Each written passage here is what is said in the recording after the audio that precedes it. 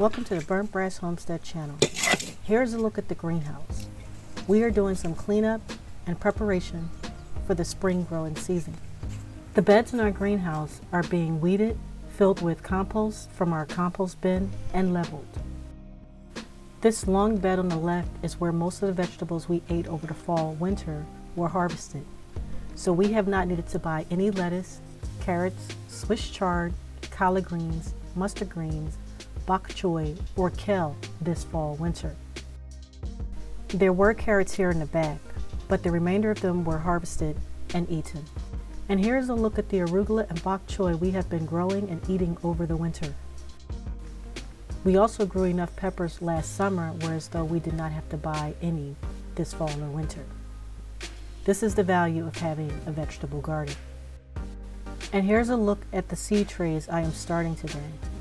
Cold hardy crops will be the focus over the next few days for the spring growing season. I am using trays that I have on hand. These cups take up more room than seed trays, but I'm fine with that. To start, our compost was mixed in with leftover soil we purchased last year. Then the seed trays and cups were filled with the soil mixture.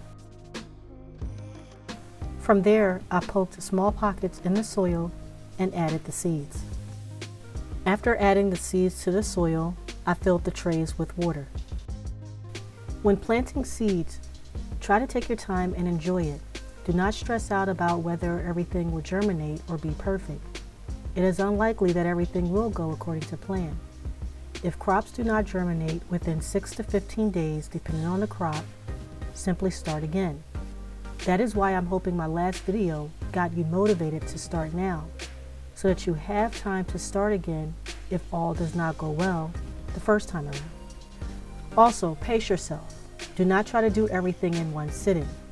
This is especially true if you do not plan on harvesting all of your crops at one time for canning. Typically, you want to stagger like crop so that they mature at different dates.